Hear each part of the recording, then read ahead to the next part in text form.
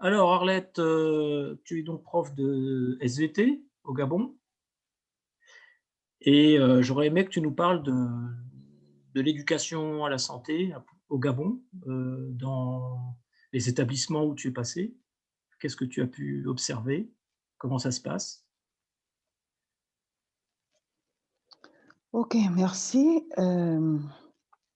Normalement, en tant que prof d'SVT, nous faisons de l'éducation, nous devons normalement faire de l'éducation à la santé, mais malheureusement, ce n'est pas au programme et c'est ce qui fait en sorte que les élèves, en fait, ont beaucoup de difficultés dans ce sens-là. Il n'y a pas de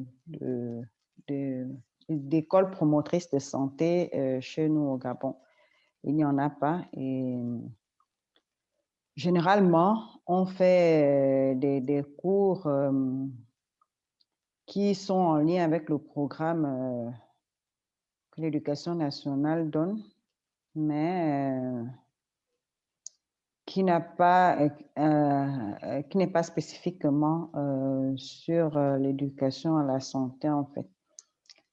Maintenant, chez nous, d'abord au Gabon,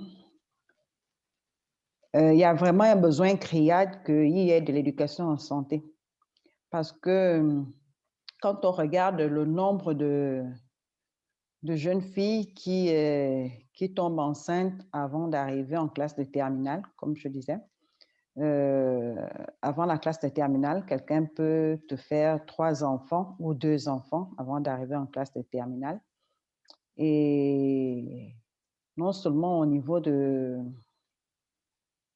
l'éducation à la sexualité qui n'est pas très développée. On a aussi, le phénomène de conduite addictive. Des élèves prennent beaucoup de substances, psychoactives, notamment, un peu de cannabis, et ils ont des espèces de comprimés, je ne sais pas comment on appelle ça, mais c'est des tout petits comprimés comme ça qu'ils prennent et notamment, de l'alcool et du tabac aussi et généralement, ce qui a un peu attiré mon attention, c'est généralement, c'est des élèves qui, même en classe de sixième en fait, depuis même la classe de sixième, ils commencent c'est en classe de sixième ils commencent à fumer, à faire ces pratiques-là, à prendre de l'alcool, et tout le reste et généralement, quand ils arrivent en classe de troisième, c'est des gens qui vont te dire qu'ils ont déjà au moins été enfermés, dans une cellule de prison au moins une fois. Et si ce n'est pas allé au pire, parce que parfois on trouve certains, déjà quand on voit comme ça qui veut dire que le rendement scolaire ne sera plus celui-là, ne sera plus celui qui est attendu. Et généralement, c'est les personnes qui redoublent et qui arrivent peut-être en classe de troisième autour de 18 ans, 20 ans.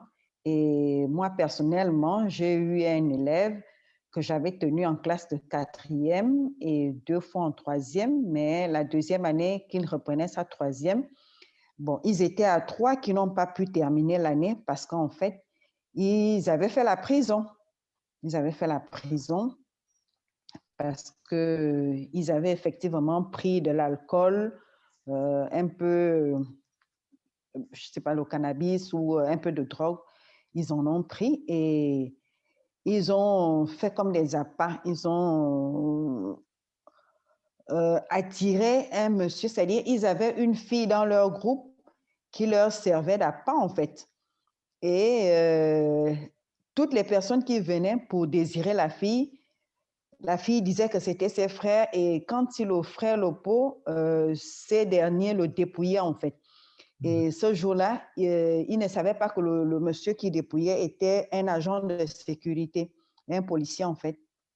Et quand ils avaient fait ça, et le lendemain, le policier est venu les chercher à l'établissement. D'accord. Et ça nous avait en fait choqués parce que à la fin, les élèves se sont effectivement retrouvés en prison. Ils ont fait D'accord. 3 mois de prison et ils n'ont pas pu passer leur examen. Ouais, Donc, c'est un peu ce genre de cas-là d'accord. qui... Et, et mhm, c'est récurrent un peu. C'est pas seulement dans mon établissement, c'est récurrent presque dans tous les établissements de Libreville. C'est récurrent, en fait. d'accord. Et en termes de formation, est-ce que les professeurs, est-ce que les enseignants reçoivent une formation en éducation à la santé? Bon, non, on a juste la formation de professeur d'SVT, mais spécifiquement en éducation à la santé, non, on n'en a pas. On n'en a pas. Et puis, on n'a pas aussi la possibilité de s'auto-former. On n'a pas la possibilité de s'auto-former à cause des difficultés financières. On appelle comment? Les Internet coûte cher et le fait d'aller sur Internet, aller se former, c'est pas évident. C'est pas évident par rapport au coût. Par rapport au coût, c'est pas évident et généralement, les enseignants se limitent juste au programme donné par l'Éducation nationale, c'est-à-dire le programme standard de SVT de troisième. On se limite juste par là. Il n'y a D'accord, pas d'éducation à la santé. Oui. d'accord. Et est-ce que tu penses qu'un MOOC sur l'éducation à la santé, sur les méthodologies, les problématiques, sur l'approche promotrice de santé, est-ce qu'un tel MOOC, tu penses qu'il pourrait intéresser des enseignants ou des adultes qui travaillent avec des enfants au Gabon? Oui, je pense que vraiment il va intéresser, un tel MOOC va vraiment intéresser non seulement les enseignants et comme tu dis, les adultes aussi, voire même s'il y a possibilité même de montrer ou d'informer les élèves qui sont un peu plus âgés, c'est-à-dire qui sont peut-être au second cycle. Il y a certains qui pourraient même aussi s'intéresser. Euh, mais comme je disais, c'est la manière de, de travailler l'outil peut-être qui devrait vraiment avoir beaucoup de... En fait, adapter l'outil à la population, en fait. D'accord, Adapter l'outil aux défis de la population. Et pour cela, comme on disait, qu'il faut peut-être,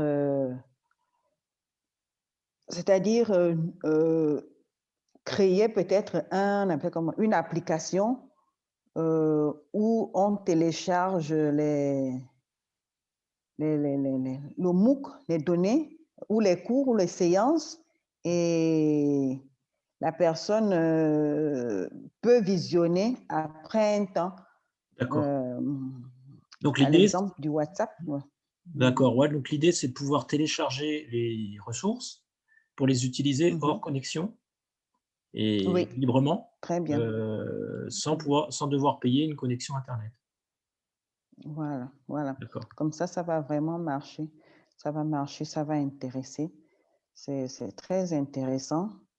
Les gens ne refusent pas la connaissance, mais c'est un peu l'accès à la connaissance qui est assez difficile, quoi. D'accord. Oui. Bon, bah écoute, Ariel, je te remercie beaucoup. Merci. Merci aussi, Emmanuel.